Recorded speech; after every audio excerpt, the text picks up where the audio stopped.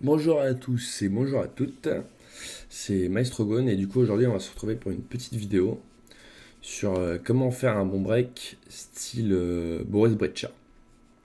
Alors le principe est simple, pour faire on va dire un bon break de Boris Brejcha, il faut éviter les roulements de tambour. En fait c'est un style où c'est la minimale qui va créer les drops et c'est pas forcément des facilités musicales qui vont créer les drops. Le roulement de tambour, c'est beaucoup d'énergie, c'est même un surplus d'énergie pour ensuite arriver sur un drop où il y a peut-être un peu moins d'énergie, mais il y a plus de présence au niveau du kick et de la bass. Dans le style de Boris Brejcha, c'est plus, on va dire, des outils de mixage qui vont faire en sorte de ramener plus de largeur stéréo pour ensuite revenir sur du kick et donc sur plus de présence. Donc il y a un switch entre plus de largeur et moins de présence, et plus de présence et moins de largeur, pour faire simple. Donc on va s'écouter ça, on va écouter le break. Donc le break est quand même assez long. C'est ma petite version du Chaperon Rouge que j'ai faite moi-même. Mais je trouvais qu'elle était intéressante cette partie à mettre sur YouTube pour les tutos, pour ceux qui galèrent. Parce qu'elle est quand même bien construite et il y a pas mal d'idées qui sont assez subtiles et qui peuvent apporter pas mal de choses dans vos mix. Voilà, donc on va s'écouter ça et ensuite on va voir de plus près.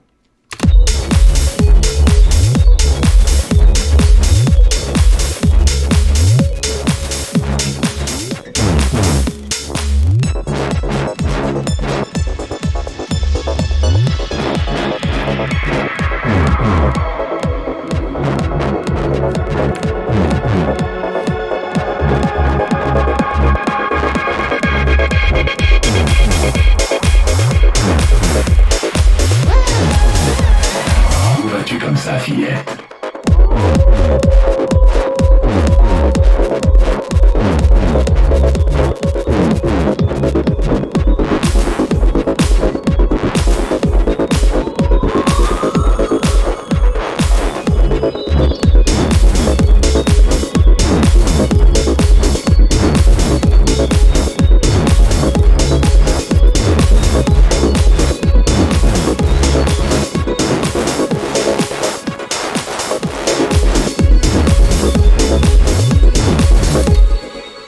Donc après voilà, c'est le drop qui est un peu en crescendo aussi. Donc on va regarder tout ça de plus près. Alors, on va commencer à partir de la fin on va dire de l'intro, qui est quand même assez énergétique. Donc, on a une série d'instruments qui va pas vraiment changer entre le drop et l'intro. Il va y avoir quelques subtilités en plus. Du coup, on va s'écouter ça un peu individuellement. Alors, au niveau du kick, déjà. Ici, on peut remarquer, il y a 3 automations de 2 kicks. Il y a du coup une automation de Cashmere Kick, c'est des effets où on va rajouter énormément de sub, de mid, enfin on va pouvoir bien travailler le kick pour qu'il soit beaucoup plus punchy. Donc comme le kick est vraiment très punchy, je vais m'amuser, au lieu d'utiliser un mastering, plutôt en effet, où je vais modifier ça tout au long du mix pour que le kick des fois s'éteigne un petit peu.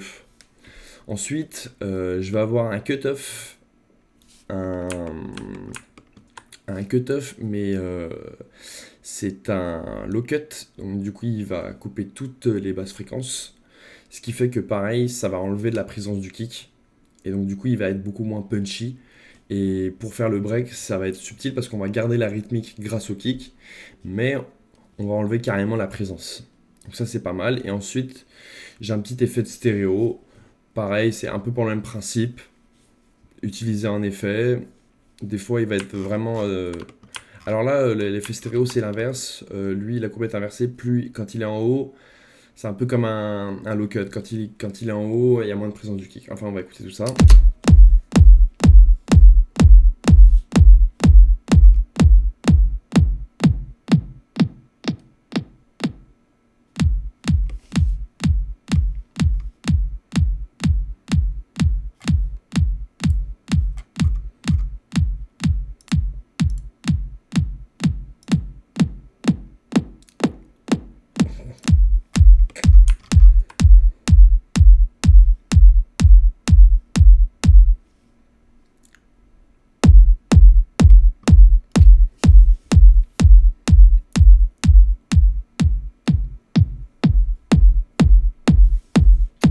Ouais, donc j'avais un petit kick qui était un peu buggé là, je l'ai coupé pendant le long, mais en gros vous avez compris le concept. À des moments le kick va s'éteindre et à des moments ça va repartir très brusquement.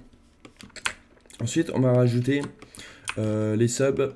Donc sur les subs, à savoir que moi je les fais vraiment entre la sub et entre les basses aussi et le kick. Moi je mets des énormes sidechains. Donc ça va paraître un peu bizarre comme ça. Ça va peut-être même presque pas cliquer, mais un peu dans le principe. C'est pour donner un effet un peu plus bounce. Parce que dans la bounce, c'est un peu le principe, c'est des gros kicks avec des gros sidechains. Et c'est fait pour en fait donner un espèce de rebond entre la bass et le kick. Donc c'est un peu le même principe, on va dire. Donc voilà, tac. Donc même principe pour la sub. C'est des low cuts pour pareil donner un peu plus de présence. Donc ici en bas c'est mes sidechains et ici là c'est mes low cuts.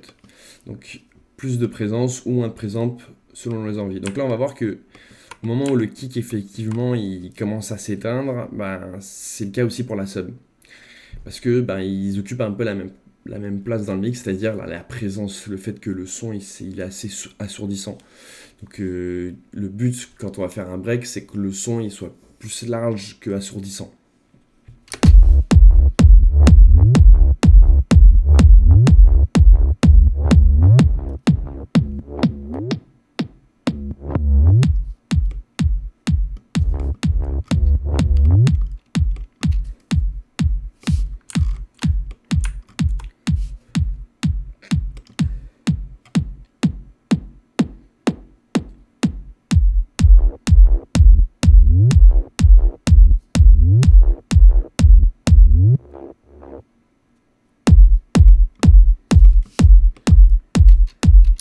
Alors effectivement c'est un drop qui est sans sub. Parce que la sub je vais l'utiliser pour plus pour donner pour faire l'outro du drop. Donc que je ferai peut-être dans une prochaine vidéo. Donc du coup, et puis j'ai une bass qui est quand même relativement présente, et sachant que les basses sont sidechain aussi avec les subs. Donc j'ai pas vraiment besoin de la sub sur ce drop là, pour le coup, mais c'est bien d'avoir aussi une sub sur les drops. C'est pas forcément une règle générale. Là c'est même plutôt une exception. Alors on peut voir qu'il y a une 808. Qui est vraiment, bah pareil, elle est sur le kick et elle est vraiment sidechain. C'est pour faire un petit peu des effets avec le pitch, comme on voit ici. Donc c'est une technique pareil, vous pouvez utiliser juste une sub, parce que de toute façon, la partie kick de la 808, je l'éteins complètement. Voilà, donc maintenant on va passer à la bass, on va rajouter la bass. Hop, alors la bass, hop, je vais rajouter tac. Donc la bass, il y a pas mal de contenu. On voit qu'il y a aussi des low pass. Il y a des low pass de générateur et il y a les low pass juste en effet. Le low pass du générateur, lui, il va faire, on va dire, saturer l'instrument. Il va vraiment faire saturer l'instrument, il va monter dans les aigus, suivi d'un low cut qui va enlever les basses fréquences, donc les basses.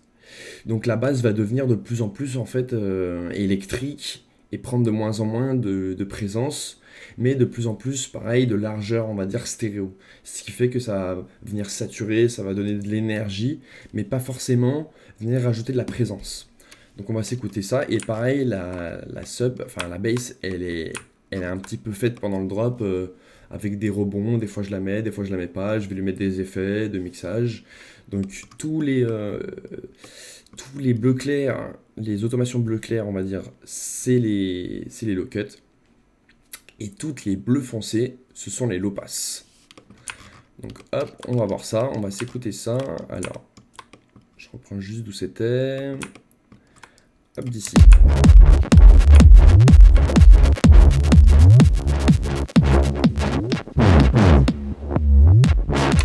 Donc là déjà, on voit bien que la basse, elle commence à saturer, mais elle perd de fou en présence. Elle est beaucoup moins punchy qu'avant.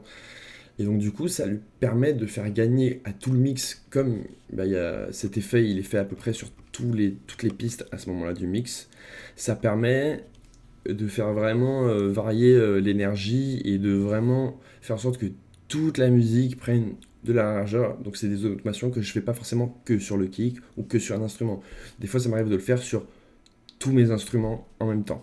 Donc voilà, bah là c'est par exemple c'est un bon exemple au niveau des basses.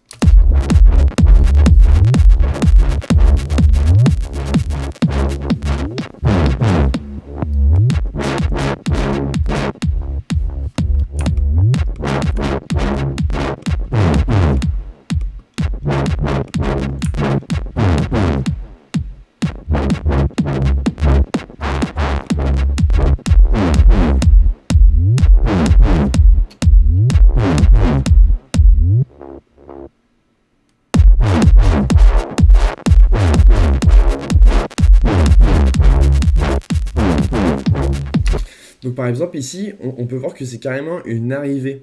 C'est au lieu de partir de cette manière-là où effectivement on va avoir plus d'aigus, voilà, c'est une arrivée un peu, c'est un pré-drop où effectivement le low cut il est assez haut de la bass, mais derrière, ouais voilà le low cut, mais derrière le low pass aussi est assez haut pour laisser passer. Donc ça fait comme un peu un band pass, c'est-à-dire qu'on laisse passer, c'est comme si le band pass est monté à cet endroit-là.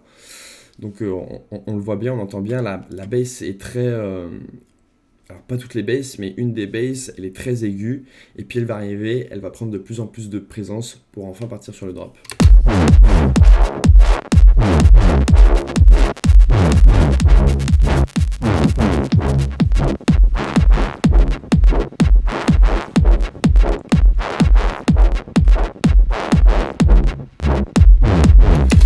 Donc voilà, en fait c'est des effets, le low cut et le low pass, c'est vraiment c'est des outils simples pour arriver à faire, on peut faire beaucoup de choses avec.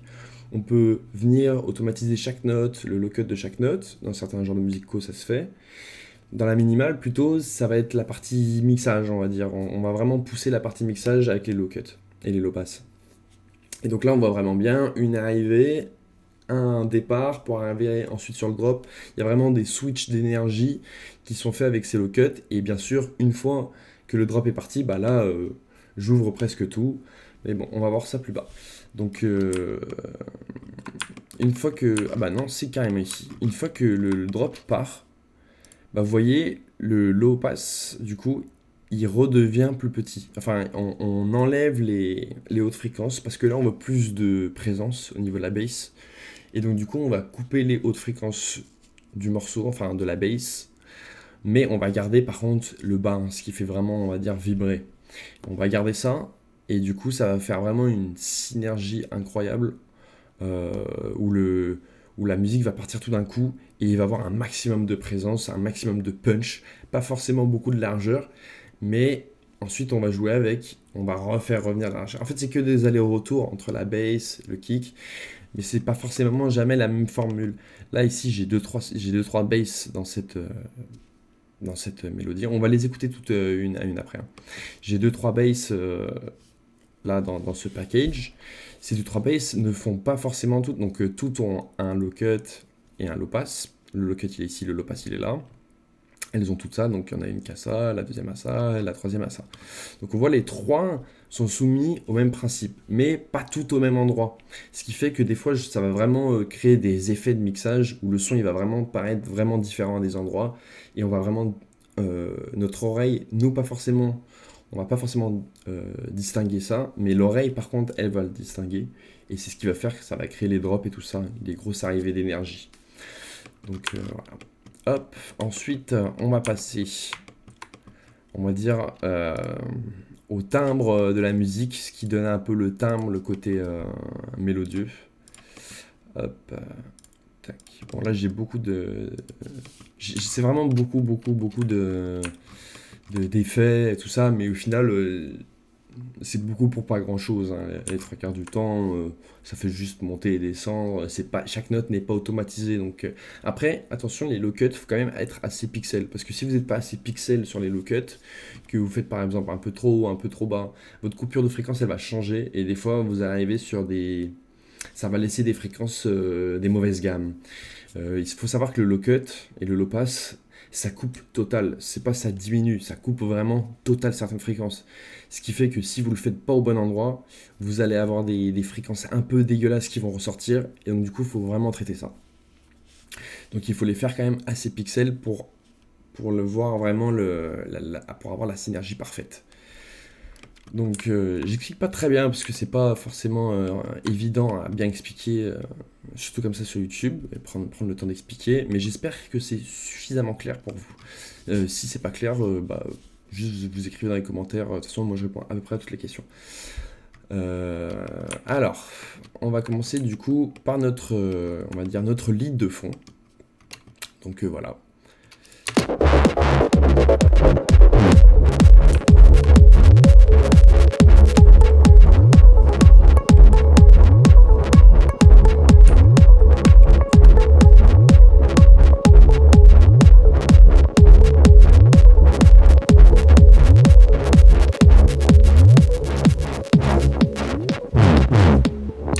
Donc là, on voit bien que au niveau du lead, il part vers les graves, on va dire, les hautes fréquences du lead vont vraiment disparaître. Et c'est un outil des fois de faire disparaître. Moi les basses, j'aime bien les faire partir dans le style de Boris Brejcha, c'est bien de les faire partir par les aigus. Mais les leads, c'est pas mal aussi de les faire partir vers les bas parce que les leads sont composés de beaucoup de hautes fréquences et pas forcément beaucoup de fondamentales. Donc le voir faire partir dans la fondamentale, c'est comme si on va gagner un petit peu de stéréo.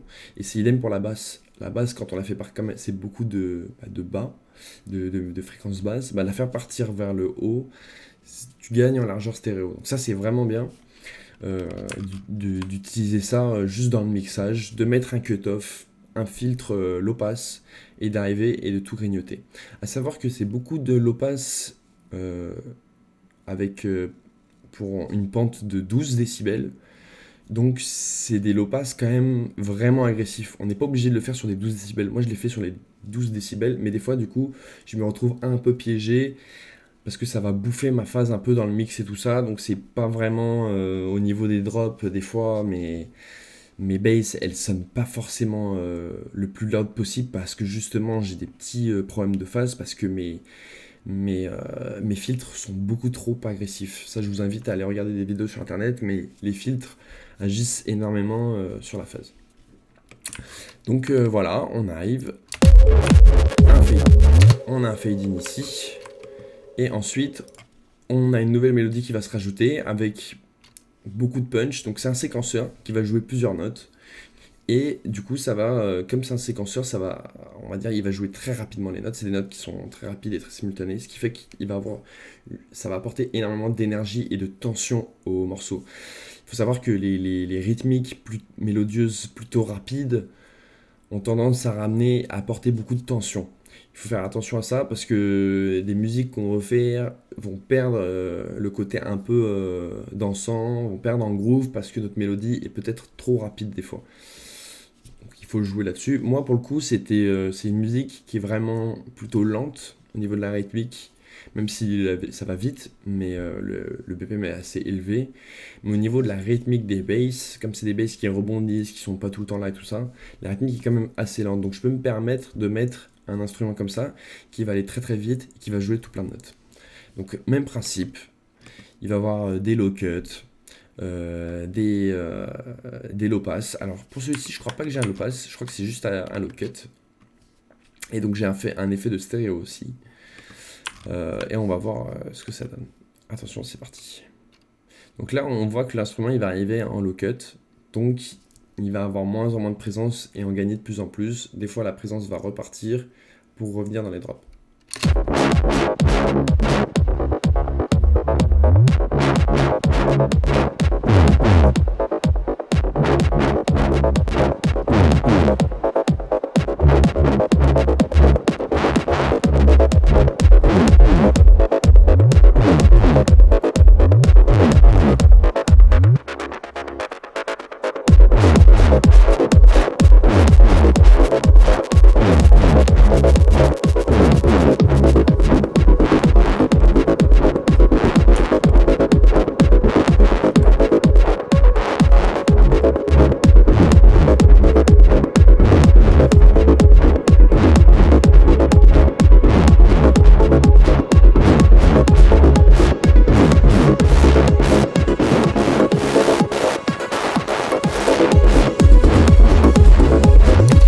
voyez, là on l'a vraiment bien senti, la bass qui monte dans les aigus et qui sature un petit peu, mais par contre qui perd énormément en présence. Et après on sent bien l'arrivée de la présence du kick et de la bass sur le drop.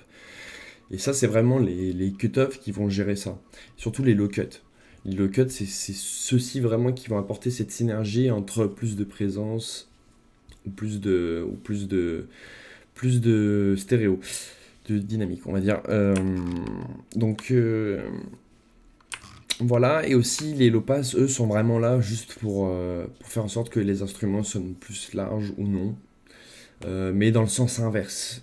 Et du coup, des fois, on peut s'amuser à créer des effets.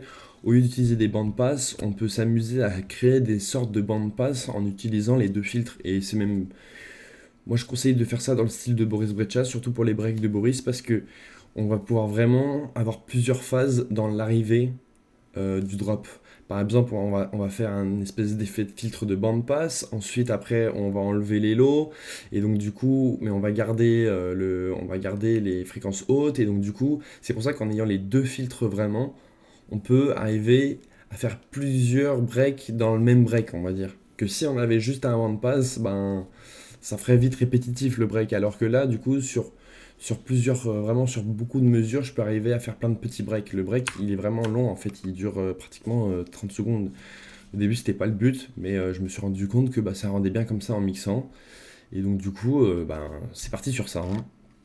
Hop. Ensuite, on va ajouter le Saint Graal. Le Saint Graal de la musique. Ce pourquoi il s'appelle le petit chaperon rouge, c'est les petits aigus aériens qui font un petit peu forêt. Donc pareil, même principe. Là, les aigus, des fois ils vont disparaître, des fois ils vont arriver, mais toujours avec des filtres. Moi j'aime bien utiliser des filtres au lieu d'utiliser le volume, parce que les filtres, quand même, comme je vous disais tout à l'heure, ils viennent bouffer un peu la phase. Et donc du coup, à des endroits, c'est pas mal d'aller gratter un petit peu la phase pour que ton instrument il ressorte un peu plus, et que des fois il ressorte un peu moins. Donc, parce que par exemple, même si à des endroits, cet instrument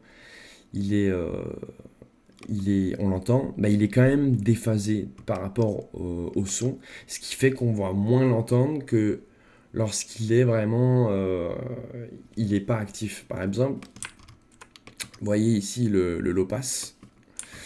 Le low pass ici, entre ici et là-haut, il n'y a pratiquement rien qui change dans le son parce que la fondamentale du son, elle se trouve vraiment par ici. Donc du coup, on va dire que le son entre ce point-là et ce point-là, il est vraiment pas très différent. Mais par contre, comme le filtre ici, il est désactivé, bah en fait, c'est comme si on enlevait ce problème de phase. Donc l'instrument va beaucoup plus ressortir. Juste parce qu'en fait, là, la phase ne va plus changer, elle va être normale et donc du coup, l'instrument ne va pas être déphasé. Donc du coup, c'est pour ça que des fois, j'aime bien utiliser des filtres plutôt qu'utiliser des automations de compression ou de volume. Même si ça se fait énormément. Je le fais des fois quand je veux pas avoir ce problème de phase, mais là j'aimais bien ce petit côté où l'instrument il ressort fort d'un coup et il sort pas fort d'un coup. Donc voilà, et pareil en bas ici c'est un low cut. Donc on va écouter ça, on va se réécouter ça, que je me repère, c'est par là, hop voilà.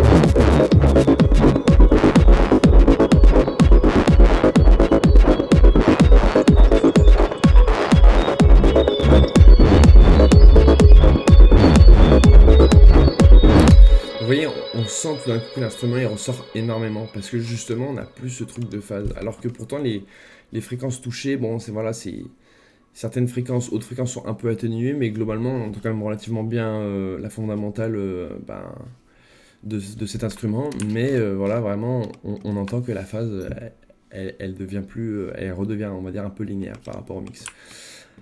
Wally Walou. Ensuite, on va passer un petit instrument. Donc là, c'est un instrument tout seul pour le coup. c'est pas un instrument, et c'est plein de petits effets. C'est recommandé de faire ça aussi, des fois d'aller triturer un petit peu les effets de vos instruments. Là pour le coup c'est un preset que j'ai pris, que j'ai un peu modifié, et ensuite j'ai mis plein d'effets, et vous allez voir c'est comme si en fait il y avait plusieurs instruments en un instrument. Et vraiment l'instrument va complètement changer, il passe d'un arpégiateur à un pad, enfin voilà. On va voir tout ça. Hop.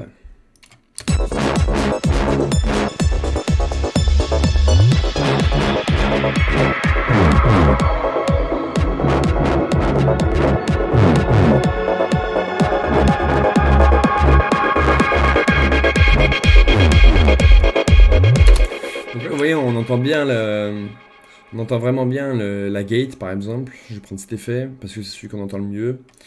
La gate ici, elle s'entend vraiment beaucoup, où on sent que l'instrument, bah voilà, il est saccadé à la fin, alors qu'au début, il est plutôt, on va dire, long. Ici, on a un low pass pour donner cet effet pareil au début beaucoup d'harmonique et ensuite plus de fondamental, comme si l'instrument était un peu flouté, on va dire. Et ensuite, on a un petit cri, un petit synthé qui crie, comme une petite alarme pour donner un petit peu d'énergie. Alors, moi, je vous déconseille de faire ce genre d'instrument dans vos tracks en général, parce que c'est des instruments qui, en fait, sont un peu déconnectés du mix et viennent apporter, enfin, on va dire, de la non-cohérence au mix. Du coup, là, il arrive dans un break, je ne l'ai pas mis souvent, et comme c'est le petit chaperon rouge, ça fait un peu, voilà, attention, le loup arrive.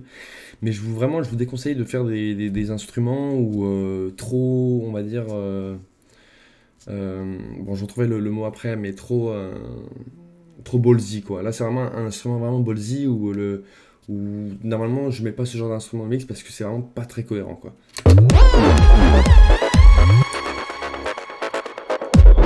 En fait, c'est juste une note avec plein de slides. Wally walou. Alors là, je me suis un peu chié, hein. Mais l'idée, vous allez comprendre, c'est en fait une voix avec beaucoup de chorus et tout ça, et avant, c'est de la reverb, donc de l'arrivée de reverb. Il y a plein de tutos là-dessus sur internet. C'est comment faire de la reverse reverb. D'après ce que j'ai compris, je crois que Cashmere il a sorti un truc qui le fait automatiquement pour 20 balles. Après, je pense que c'est des choses qu'il faut mieux faire avec des reverbs riches et ça prend un petit peu plus de temps à faire, mais vous avez un meilleur résultat. Alors, il se trouvait que quand j'ai fait ça, c'est la mauvaise note. Ça se termine sur un A au lieu d'un OU. Et donc, du coup, ça fait un peu un reverb un peu bizarre, mais on sent quand même cette énergie d'arrivée de la voix. Où vas-tu comme ça, fillette? Ouais, on entend que c'est pas forcément la bonne note. Après, comme c'est sur une tonalité juste du morceau, bon bah ça fonctionne et tout ça.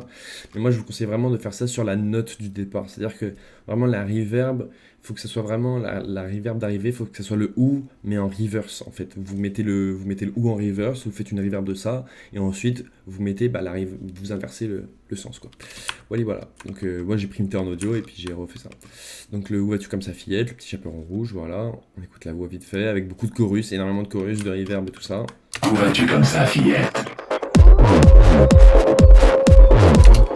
Voilà, ensuite des cris de loup qui sortent, qui sont sur la même tonalité que... Là j'ai eu un peu un coup de bol, mais ils étaient sur la même tonalité, donc j'ai pas dû trop modifier grand chose, ce qui fait que le son est assez pur des loups. J'ai mis deux loups, deux layers différents, pour vraiment que ça fasse comme... on va dire que ça gagne en largeur stéréo, on va dire, que ça fasse un peu comme une sorte d'accord, mais c'est pas vraiment un accord, mais on va dire que c'est comme ça. C'est un peu dans ce principe-là.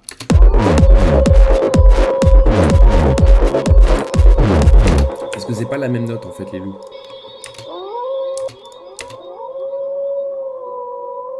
Ouais, ils jouent pas forcément la même chose. Walou. Ensuite, du coup, on va passer aux derniers effets.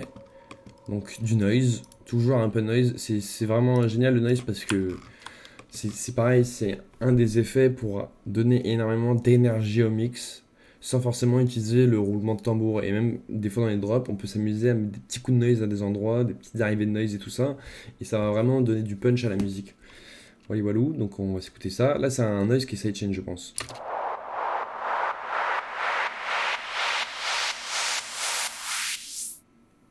Ouais, voilà, bon, je dis je pense parce que ça fait longtemps que j'ai fait ce morceau déjà, et je me rappelle plus vraiment ce que j'avais fait ou ça.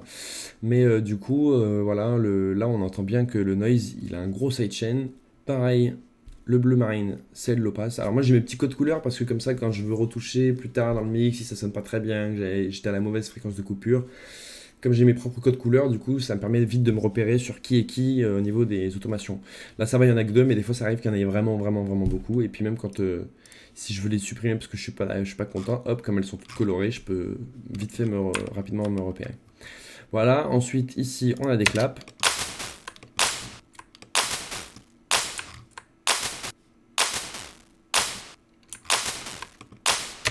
Bon, je suis pas un pro au niveau des claps, ça c'est sûr. J'ai mes petits outils pour faire mes claps, mais c'est vrai que des fois j'ai tendance à pas forcément les faire sonner hyper correctement parce que je les prends énormément sample, je les fais pas forcément moi-même. Alors du coup, je fais beaucoup de lignes de clap. Je mets beaucoup de layers différents pour essayer de créer un nouveau type de clap, mais moi je conseille vraiment de faire vous-même, de toute façon tous vos instruments, c'est comme ça que vous aurez le meilleur résultat, ça va sonner exactement comme vous avez envie. Ensuite, là, bah, c'est des clap noise, on va dire. C'est des claps qui ont pas mal de reverb, de sustain pour donner vraiment de la pression au clap, plus d'énergie, plus de haute fréquence.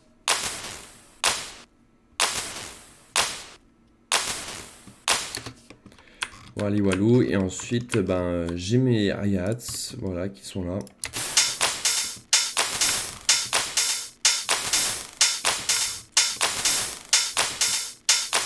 Des fois ils y sont pas, et des fois ils y sont en entier. Hop, et wally walou. Donc, hop là. On va remonter en haut. Donc là, c'est vraiment la partie de la composition, enfin on va dire du mixage, des arrangements. Après je vais montrer plus en détail un petit peu certains instruments, leur subtilité, tout ça. Mais là vous avez vraiment l'ordre d'idée général. Alors il y a juste un petit instrument que je vous ai pas fait écouter. C'est un espèce de pad qui effectue une grosse montée en pitch et qui sature un petit peu pour pareil mettre de la synergie dans l'arrivée du drop. Donc on va s'écouter ça.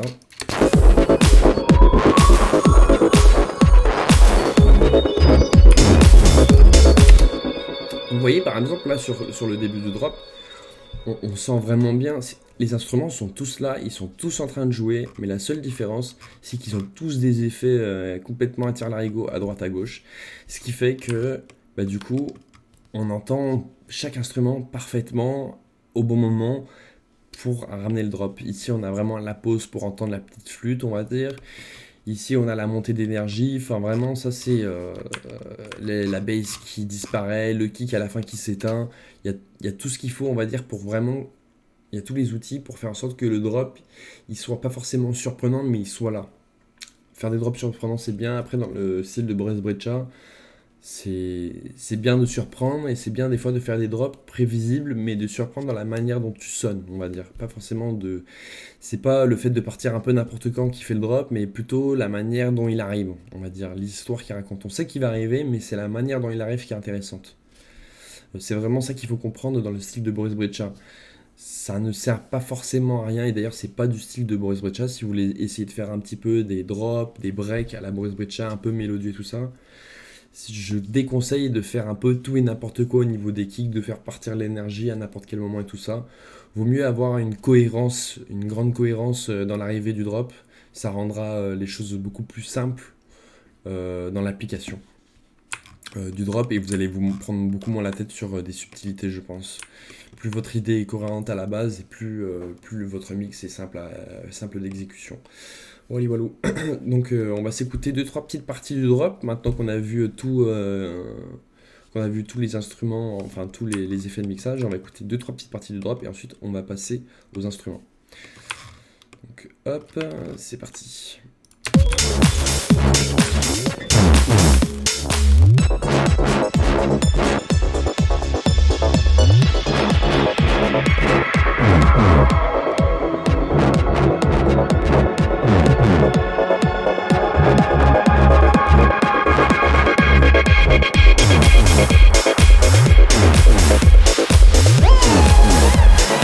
Où vas-tu comme ça, fillette?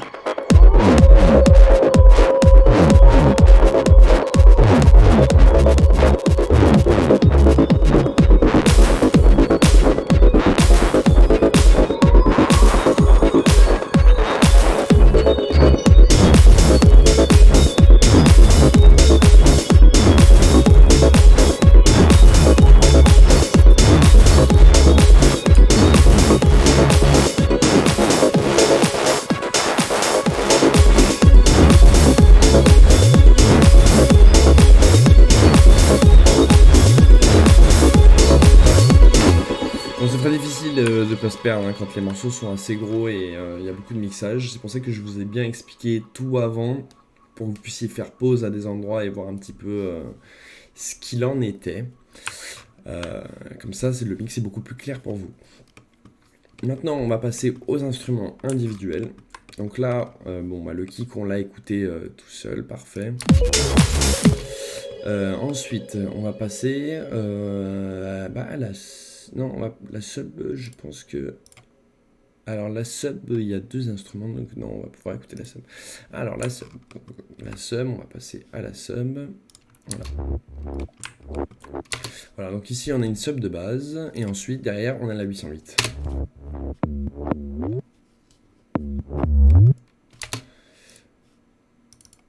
Hop, tac, je vais le faire passer ici. Voilà, donc ici on a... ils sont tous de l'autre côté. Bon, voilà, hop, ici, donc du coup, on a nos instruments. Voilà, ça c'est ma ligne de sub, ici.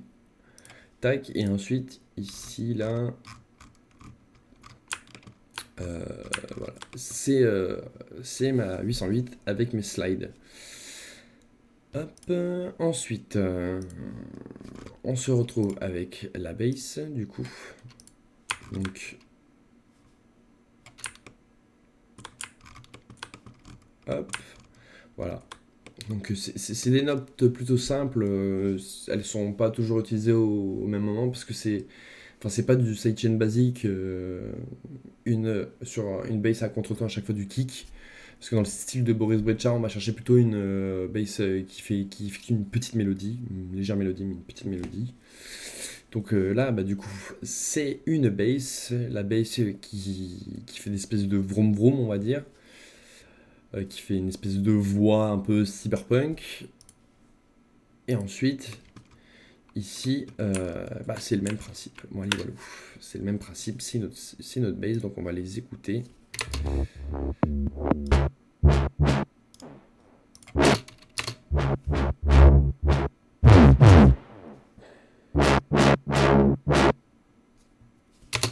Alors là, on voit que ça continue pas parce qu'effectivement, c'est des endroits où il y a les pauses et tout ça, mais voilà, vous avez la bass, c'est deux instruments.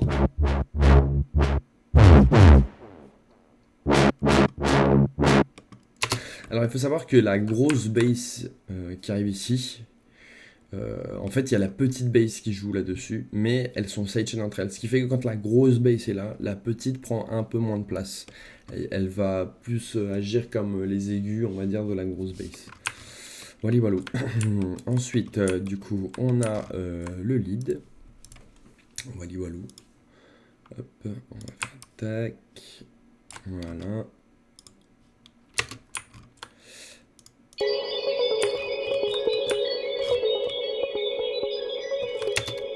Voici, j'en ai pris une intro. Voilà.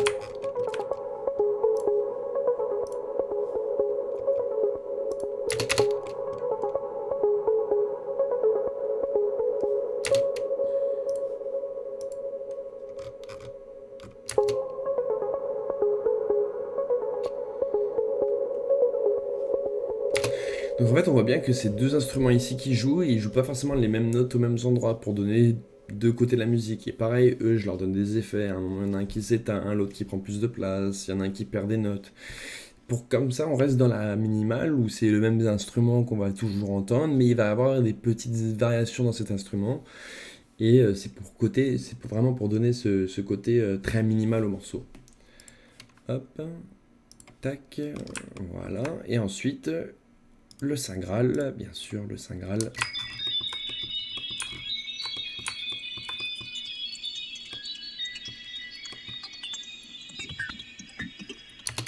Alors oui, parce qu'il y a deux instruments, il y a les flûtes, mais il y a aussi des petites gouttelettes ici qu'on entend, qu'on voit arriver.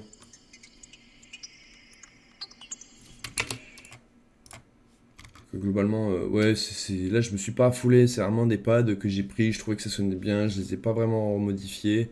Il y en a un, c'est un arpégiateur que j'ai vraiment fait monter dans les hautes fréquences, et l'autre, c'est un instrument, une petite gouttelette. Je cherchais des accords, je trouvais que ça marchait pas très bien, mes accords, mes petits trucs, et après sans faire exprès, je suis tombé sur ces presets là, en fouillant un petit peu, parce que je savais pas trop quoi mettre. Et j'ai trouvé que ça allait super bien. Donc du coup, j'ai fait, bon, ça je le garde. Parce que quand les choses sont bien, il faut les garder.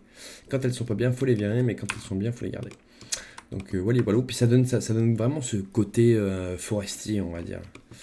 Et là, on va passer, du coup, bah ça c'est, comme je vous ai dit, je vais pas forcément passer en revue, parce que là, ce que vous voyez, c'est vraiment les notes de l'instrument de base. Voilà. Pour le coup, je me suis pas... Oups, je me suis loupé. Je me suis vraiment pas foulé. Mince.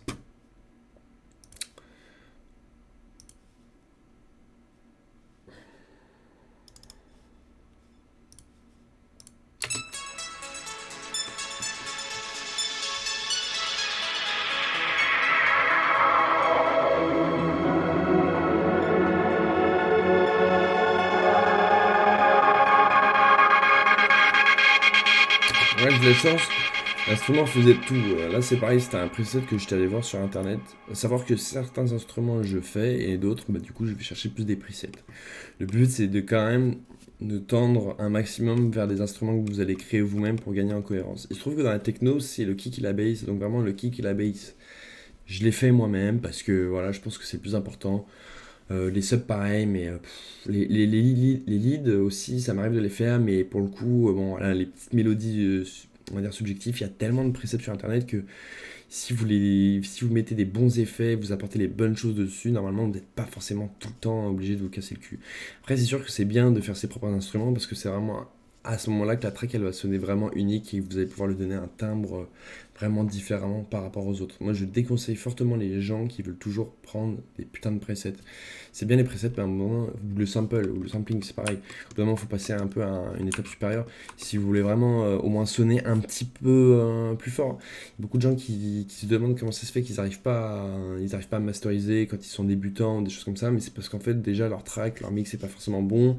Les presets sont des presets des fois pas très riches, un peu trop simples. Ils peuvent pas aller retoucher certains presets, rajouter un peu plus de fondamental dans la bass parce que la bass, ben voilà, elle résonne un peu trop, d'être bien punchy. C'est plein d'outils comme ça que vous allez pouvoir upgrade en faisant vos propres instruments. Ça prend plus de temps, quoique sur les basses, pas forcément, surtout dans le style de Boris Brejcha parce que c'est que de la sautoutte. C'est vraiment que de la sautoutte que vous allez prendre et que vous allez faire venir plein d'effets là-dessus. Donc pour le coup, non, je pense que vous êtes pas mal si vous faites vos propres instruments. Et c'est pareil au niveau des claps. Moi, les claps, vraiment, les presets, c'est vrai, ils sont vraiment à chier, les presets des claps.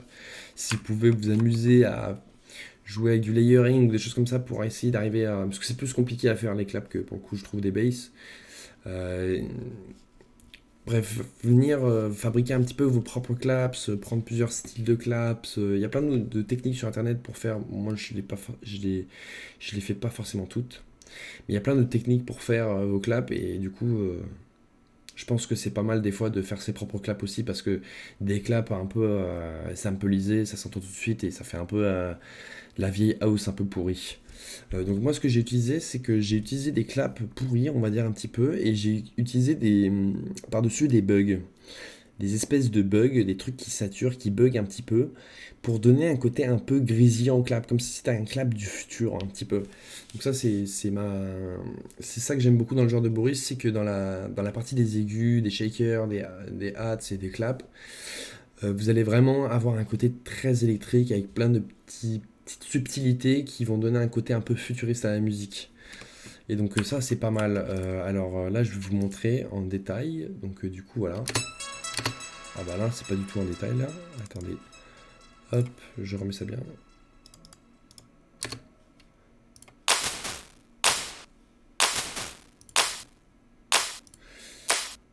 Donc là vous voyez, vous avez le clap de base. Et si on écoute, donc là c'est le clap de base, et là si on écoute bien, vous allez voir que c'est toutes les subtilités que j'ai rajoutées au clap. Là c'est juste de la reverb qui arrive en contretemps.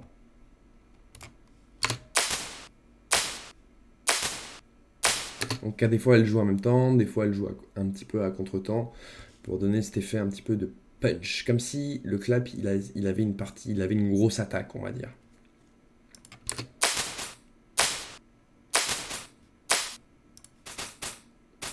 Ouais, donc là, on les entend, ces espèces de petits bugs.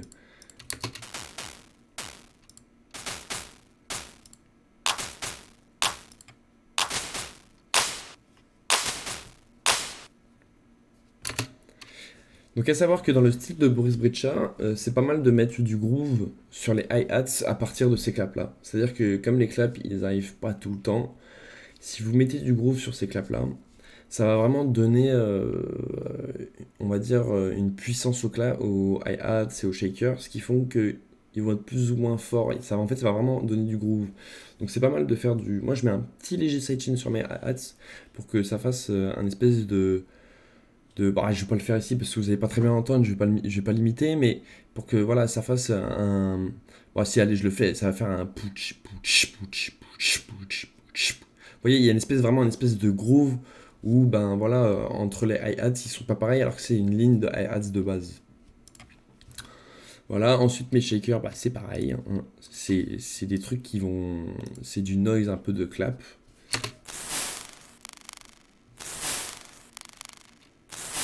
Qui viennent rendre le clap plus punchy. Et derrière nos hi-hats. Alors la hi-hat, c'est exactement le même problème que le clap, c'est que les samples en général sont quand même relativement pétés. Ils sont peu originaux. Donc pour créer une originalité des hi-hats, ben, c'est un peu le même principe que les claps. C'est du layering, plusieurs claps différents joués ensemble.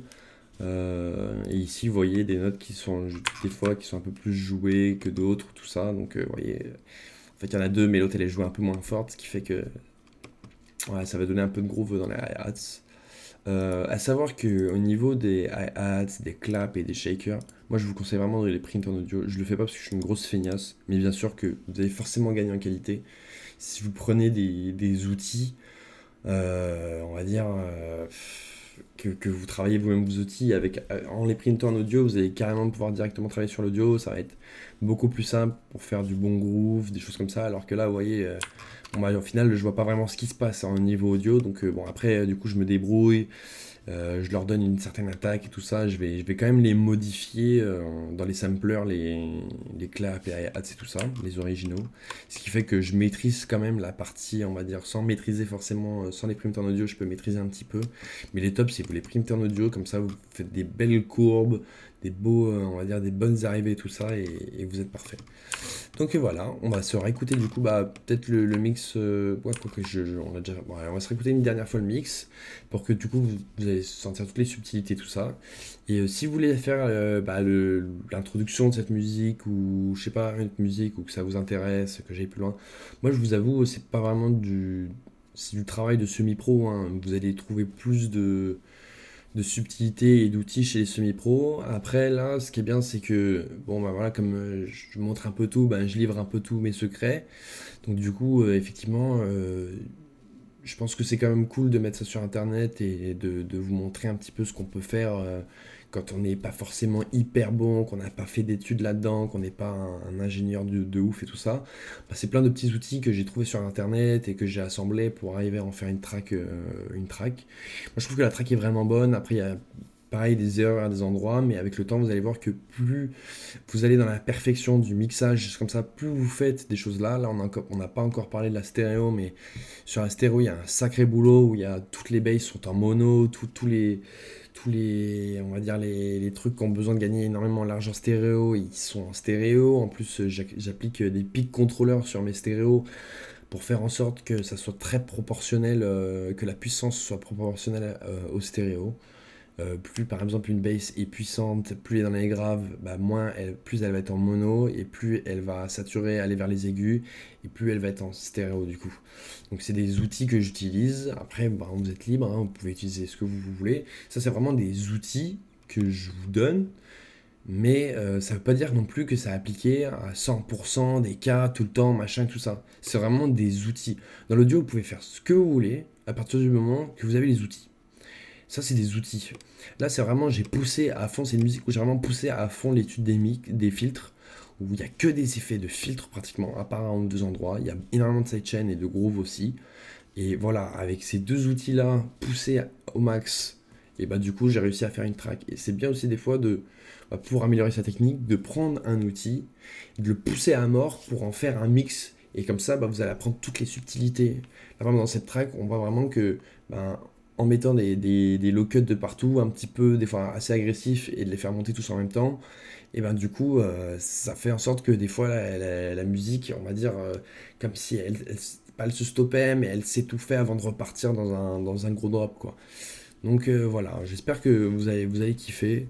Bah, si vous kiffez pas, vous pouvez toujours le dire dans les commentaires. En vrai, non, mais c'est pas mal parce que s'il y a des trucs que je fais pas bien, par exemple, ou des choses comme ça, si je dis de la merde, par exemple, sur des trucs, bah, en fait, je pense que c'est pas mal aussi de le dire dans les commentaires, comme ça, au moins, vous allez voir les débutants, parce que c'est vraiment une vidéo qui s'adresse plus aux débutants, qui savent pas trop comment faire des arrangements, des choses comme ça, comment mixer tout ça. Bah, vous allez pouvoir leur donner encore plus d'idées et de choses comme ça. Et le but, c'est pas de prendre tout pour acquis, c'est pas forcément de recopier, mais c'est de pousser à un outil le plus loin possible pour comprendre toutes les subtilités.